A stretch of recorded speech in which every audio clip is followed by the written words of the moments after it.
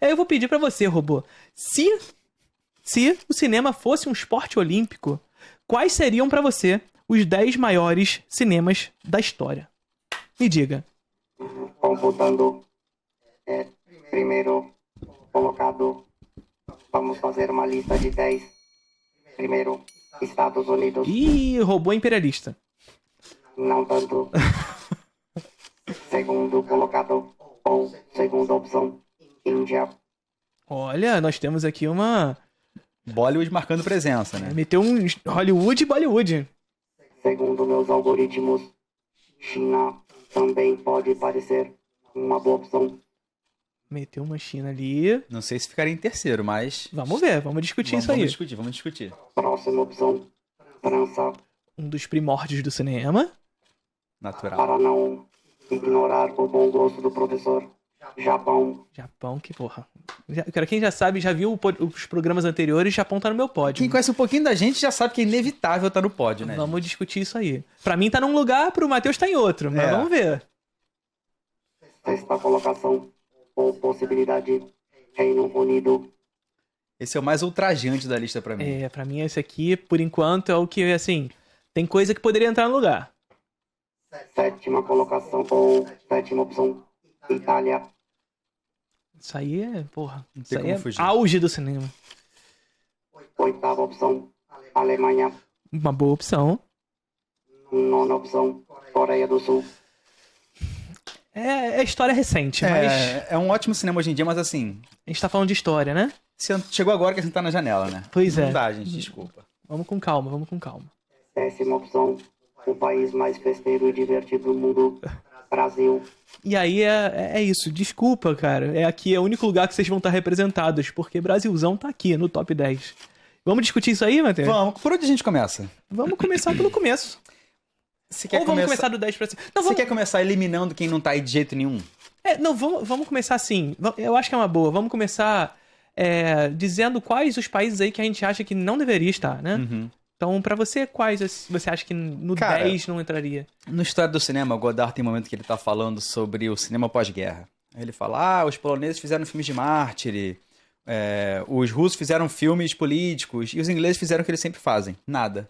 É isso. Os ingleses não tem que tá aí, gente. Não tem nada que justifique, desculpa. Tipo, Hitchcock, foda pra caralho, fazer filmes fodas nos Estados Unidos, porra. Né? Porra.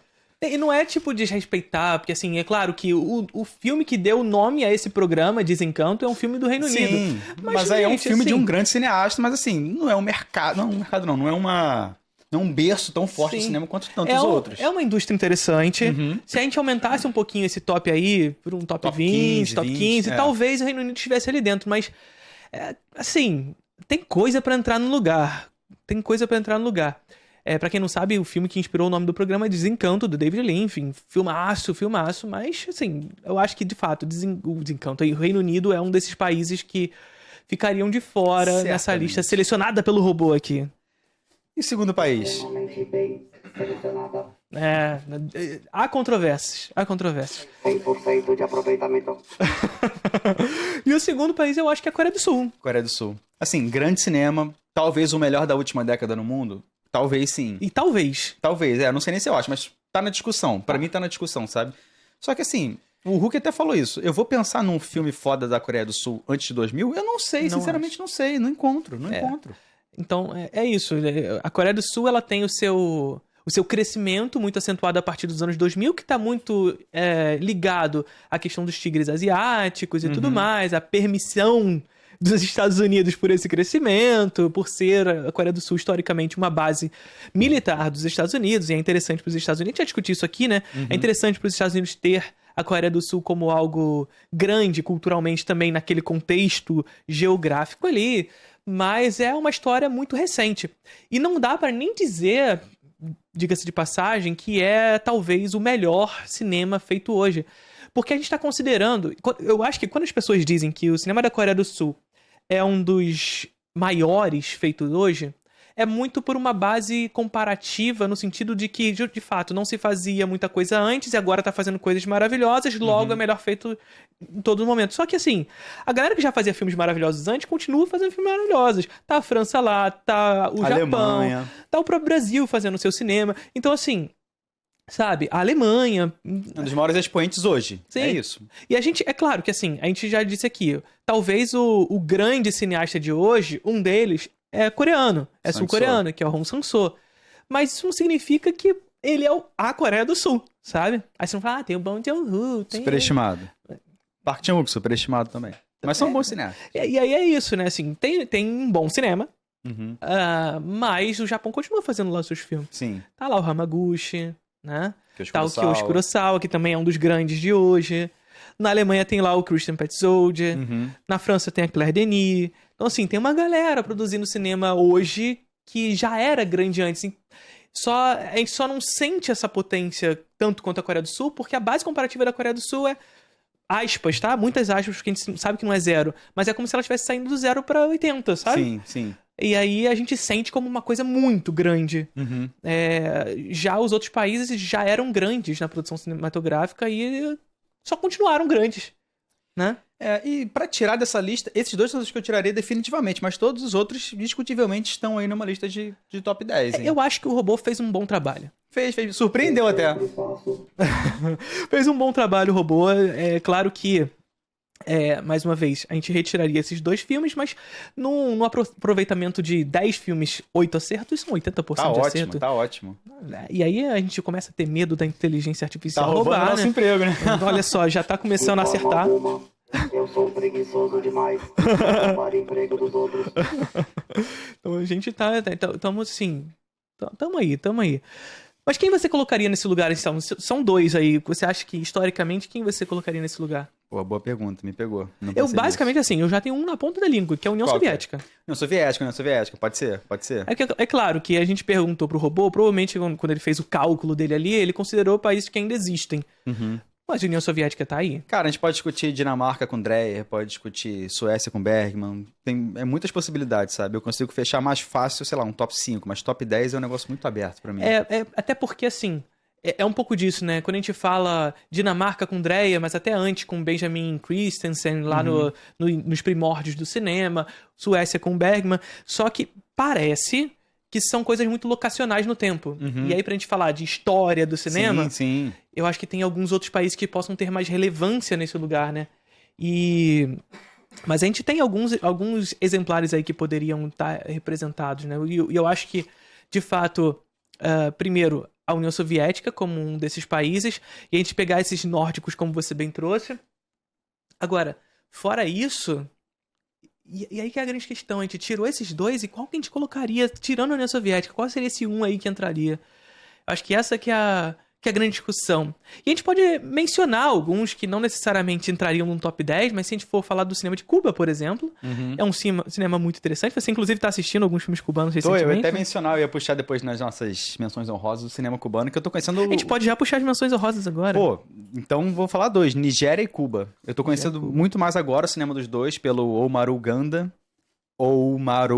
Difícil o nome dele pra cacete, porque tem sempre uma pessoa que reclama da minha dicção, eu tô falando devagarinho pra não entender. Ganda, ele fez até filmes do Jan House, e depois ele começou a fazer os filmes dele, e ele fez o Cabas Cabo. Nossa, é do cacete esse filme. É um cinema dele muito anticolonial, sabe? Sim. É muito estudando os efeitos negativos do colonialismo francês e inglês, principalmente, e apontando essa necessidade do cinema nigeriano encontrar o seu próprio caminho, sabe? Valorizar a sua própria cultura. Pô, e é do cacete, sabe? Os filmes dele são excelentes. E vale dizer isso, né, cara? Como o diretor que você trouxe, ele trabalhou antes com Jean Rouch, que era um diretor francês, e a gente entender que essa galera que começa a fazer cinema na África, no pós-libertação, antes estava ali trabalhando como assistente de direção, estava trabalhando com a galera da antiga colônia, né? Ele até reivindica a coautoria de alguns filmes do Rouch. Não sei falar francês, desculpa, gente. Eu também não, eu tô falando, pode ser Rouch, mas eu sempre falei Jean Rouch, então... Deve ser. Então, é Jean Rouch, eu acho, mas foda-se também, vocês entenderam quem é. O Jean Rouch basicamente era o cineasta antropólogo, sabe? Pra caralho. E é pica. E a Sarita Gomes também, né? Que é a cubana que você mencionou, que eu tô assistindo muito. Nossa, tá virando uma das minhas cineastas favoritas. Ela só fez um longa, infelizmente, porque ela morreu em 74 por problema de saúde e ela era bem jovem. Mas é um cinema que ele tá muito interessado em estudar a Revolução Cubana, mas de uma maneira crítica. Então ela insere um recorte de classe, um recorte de gênero, um recorte de racial, sabe? Então, cara, ela consegue promover a visão política dela mas encontrando questões a se discutir e a se botar em crise Sim. na Revolução Cubana. É muito foda, sabe? Tem um curta dela que eu vi, que eu esqueci o nome, porra, eu vi ontem. Mas é o Rio 40 Graus sobre Cuba, sabe? É do Porra, caralho. foda. Vou-me a Santiago, eu acho. É de que década? Década de 60? 60, assim, 60. É, porque eu isso acho. é muito legal, porque a gente conversou sobre isso também no episódio que a gente falou sobre o cinema africano, e é muito interessante como o Sul Global ele se apropria de uma estética do neorrealismo, no caso o neorrealismo italiano, mas traz sob a lógica do Sul Global, né? E reverte tudo isso para a lógica do terceiro mundo. Bastante. E o cinema de Cuba tem muito disso. Então se a gente vê alguns filmes cubanos, não só o da diretora que você mencionou, mas também, por exemplo, o do Theo Gutierrez Alea, é um cinema que tem muita semelhança com o cinema novo brasileiro. Então, se você pega, por exemplo, Memórias do Subdesenvolvimento, filme do Theo Gutierrez Alea, é um cinema que tem muito de São Paulo S.A., por exemplo, do Luiz Sérgio Persson. E o Memórias do Subdesenvolvimento, ele é basicamente um filme que conta a história do imediato pós-revolução, esse dia 1 da revolução, sabe? O que fazer, esse tédio, esse caminhar dos personagens tediosos, entendendo o que vai fazer nesse tempo histórico diferente que vem pra surgir, uma coisa bem novela vague também, sabe? Então, esse cinema cubano também é muito interessante. Mas você falou de África, e eu acho que na África o cinema que eu mais me interesso, e aí também é um forte candidato aí nesse lugar, é o cinema de Senegal. Que é o de Ousmane Sembène, do Djibril Diop Mambete, que é o diretor de Touki Boki, o Ousmane Sembène de A Negra D, que a gente discutiu na semana passada. Mas um outro cinema que eu acho que eu colocaria nesse top 10, que aí eu acho que é meu definitivo, é a União Soviética e Irã. Porra, boa. Eu acho que Irã entraria nessa O lógica. Kiarostami já vale muito, sabe? E não é só o Kiarostami, né? Sim. E vale mencionar o Irã, porque assim, o Irã foi o que é a Coreia do Sul hoje na década de 90. Só que o Irã tá aí mais tempo, né? Já tá rolando e continua um grande cinema. A Coreia do Sul é mais recente, ainda tá se estabelecendo, por mais que ganhou um aspecto popular muito grande, mas o Irã tá aí. Só que a grande questão é que a gente vai colocar o Irã no top 10, Matheus, e vai vir já a galera. Mas o filme metafórico de 1933, em preto e branco, de 4 horas de duração. E esse filme existe. E eu vou falar qual é. Tem um filme de 1960 chamado A Vaca. Assiste esse filme. Ó o robô aqui mugindo, tá vendo? Assistam esse filme. Mas é o filme preto e branco da década de 60 do Irã.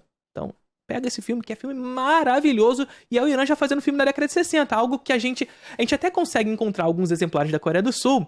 Por exemplo, tem um filme que é inspiração pro Parasita, da Coreia do Sul, que é, se eu não me engano, ele é da década de 60, mas eu esqueci o nome dele.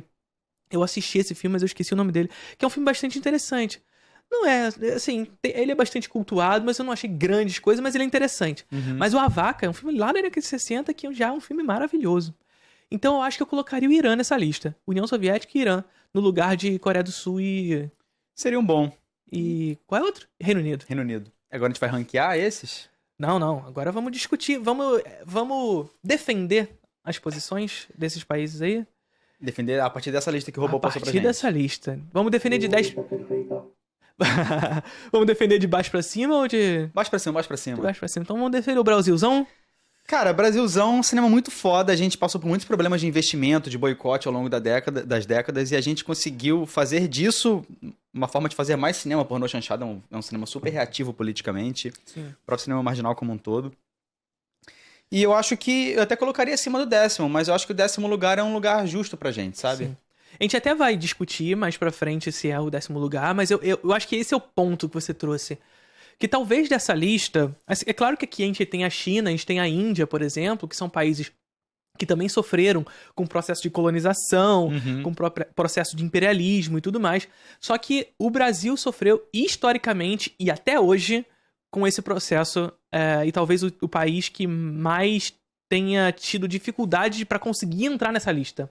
Ó, por ignorância política, quando a gente fala China, a gente tá englobando Taiwan e Hong Kong também, né? Por favor. Então sim. Claro. Então perfeito. Claro, né? Então, assim, é isso. Brasil é um país que, dessa lista, que muito provavelmente o que mais sofreu por estar aqui.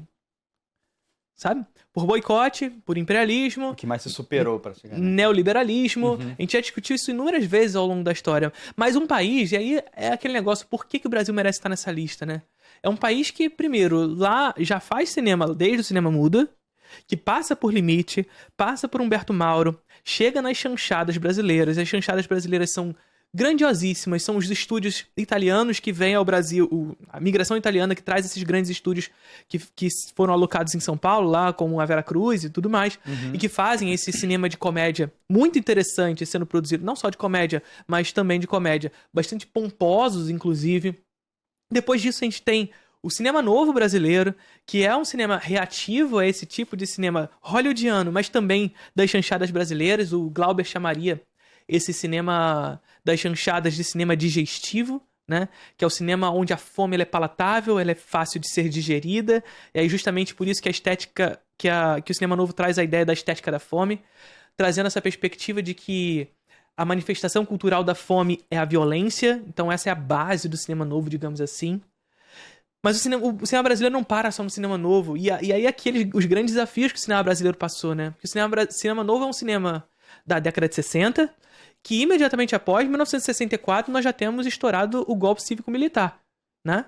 Que faz com que o cinema novo tenha que se driblar essa parada, sabe? Sim. E aí os cinemanovistas entram nesse dilema: fazer cinema e se, de certa forma, se moldar a esse momento histórico, ou simplesmente não fazer. Porque se você for completamente reativo a esse processo, você não faz mais o seu cinema, porque você vai ser censurado. Então o cinema novo ele começa a esvaziar suas pautas, mas ainda assim um cinema bastante preponderante, um cinema ainda muito ativo, mas que por conta desses valores surge um novo cinema, que é o marginal. Olha só a riqueza do nosso cinema, né, Matheus? A gente tá falando que a gente saiu de Limite, Humberto Mauro, Chanchada, cinema novo, cinema marginal, e a gente traz Rogério Ganzerla, Júlio Bressani, Neville de Almeida, José Mujica Marins, todo esse processo aí do cinema marginal, Carlos Rauschenbach, posteriormente, essa galera produzindo cinema ali na Boca do Lixo e depois vindo pro Rio de Janeiro no cinema Udi Grude, né, que o Ganzerla faz ali junto com o Júlio Bressani também. Então, um cinema muito forte historicamente, e veja que cada um desses momentos históricos passando por um problema específico político, né? Tanto o cinema novo como o cinema marginal politicamente atravessado pela ditadura. E o marginal reagindo ao novo. Olha a riqueza da parada, né? O próprio Carlão tem muitos filmes que ele fazia assim, tipo, filmava em poucos dias pra ele já terminar o filme, pra não ter problema durante a produção, pra ele já entregar e já filmar e lançar e fazer outro, sabe? Porque quanto mais rápido, mais você consegue fugir da censura, sabe? Sim. Então era uma batalha constante pra você conseguir fazer e lançar o filme. Característica fundamental do cinema marginal, mas não só do marginal, como da pornô chanchada também, que é mais um momento histórico que a gente precisa dar valor. A gente costuma desvalorizar esse momento histórico como algo banal na história do cinema, algo que precisa ser esquecido. Muito pelo contrário, a gente precisa lembrar e relembrar o tempo inteiro das pornochanchadas, que é um momento histórico muito importante, inclusive para a produção e construção de gosto e de público do cinema brasileiro. E é um pouco disso. Na revista Cineplot, há mó tempão atrás, que a gente fez uma revista sobre Boca do Lixo, eu fiz uma... Foi a primeira, não foi? Ou a segunda? Foi uma das primeiras, acho que foi a segunda. A primeira foi o Cinema e o Mito, eu acho. Isso. E nessa revista eu fiz uma entrevista com o Alfredo Sterheim, que infelizmente faleceu, que foi um diretor da Boca do Lixo, e ele estava contando justamente sobre isso, sobre esse processo do fazer cinematográfico naquele contexto. Tinha censura, e na Boca do Lixo o processo de realização era tudo muito rápido. Então o cara tinha um roteiro, chegava na mesa do produtor, olha só, esse roteiro aqui eu quero filmar, o cara falava, tá bom, você tem uma semana pra fazer, porque na semana seguinte tem que estar em cartaz. Porque na semana posterior já tem que entrar outro, porque justamente pra não ter espaço pra censura de fato. Então era uma lógica de produção em massa absurda e com muito público. A gente até já conversou aqui, né, Matheus? A gente tinha mais cinema na década de 70 do que até 2016. A gente passou o número de salas só em 2016. E com a pandemia a gente deve ter regredido de novo, né? A gente não sabe nem onde a gente tá agora. Então, assim, o cinema brasileiro é riquíssimo, não só pela sua história, no sentido de termos tais movimentos, mas até no que tange a movimentos concomitantes ao longo da história e que Sim. se reagem entre si, sabe? Você vê uma dialética muito clara ali, sabe? Tipo, esse é o momento do país, o cinema vai reagir dessa forma, sabe? E o próprio cinema, ele reage a si mesmo, tipo, o Júlio Bressani fazendo filmes que pediam que o cinema novo encontrasse um novo caminho, sabe? Que o cineasta do cinema novo fizesse um novo tipo de cinema. Sim. Então, o cinema que ele sempre tá nesse processo antropofágico de se comer e se procurar algo novo, sabe? Pô, isso é muito incrível. Sim, o cinema tropicalista ali na década de 70, né? Que é com o Joaquim Pedro de Andrade, que é esses remanescentes do cinema novo já entrando na década de 70, né? Sim. O Joaquim Pedro de Andrade fazendo Macunaíma, né? O próprio Nelson Pereira dos Santos fazendo O Amuleto de Ogum, que é um filme que brinca com essas tradições norte-americanas do cinema noir, do cinema de gangster, mas traz isso tudo sobre a lógica do terceiro mundo, engole essa cultura pra trazer algo extremamente brasileiro. É um caldeirão de Brasil o filme, mas um caldeirão de Brasil que vira de ponta cabeça o norte global. Traz o norte global pro sul global, né? Traz o norte global pra essa lógica da fome como uma manifestação cultural, sabe? Então, o cinema brasileiro, ele é rico em dialética mesmo, como você trouxe, em reação, em reagir entre si para surgir sempre algo novo. E esse novo sempre surge a partir desses reveses, desses momentos de crise. E o cinema brasileiro está sempre em crise política. É ditadura militar, algumas ao longo da história. Destruição da indústria nos anos 80 e 90. Destruição da indústria nos anos 80 e 90 em razão do neoliberalismo importado lá de Margaret Thatcher e Ronald Reagan. Década de 90 com a extinção da Embrafilme, justamente por causa dessa importação do neoliberalismo pelo governo Collor. Enfim, depois disso ainda tem o cinema retomado, apesar da gente não ser exatamente grandes fãs do cinema retomado, é mais um momento histórico do nosso cinema. E o cinema que também é rico em termos de gênero também. Sim. Que é algo que a galera... Surgiu, inclusive, um tweet recentemente nas redes, né? O cinema brasileiro é só isso aqui. E é sempre aquele velho discurso. É só putaria, é só... Favela, comédia Leandro Hassum, sempre os apontamentos. Que é sempre atacando as coisas que são o DNA do cinema brasileiro, que nem você sempre diz, né? É sempre o DNA do cinema brasileiro. É só putaria, pornô chanchada. É só favela e filme pra sociólogo, marginal cinema novo. É só pastelão, chanchada. É sempre um ataque específico à nossa história, à nossa memória. O que essa pessoa quer? Eu quero Tropa de Elite 3, 4, 5, ou seja, ela quer a lógica da franquia, da nostalgia eterna, de Hollywood atual, sabe? Quer que a gente entre nessa crise criativa que eles estão agora também. Sim, e mais do que isso, a gente percebe que assim, eu quero isso. Tem. Pra você ver como o cinema brasileiro é rico, tem isso. Essa parada tá lá. Ou não tem Tropa de Elite 1 e 2, sabe? Esses filmes existem, então não é como se o cinema brasileiro não os produzisse também. O cinema brasileiro também tem uma lógica industrial, que tá muito calcada, claro, sob a perspectiva da comédia, porque historicamente é um cinema que dá público no Brasil.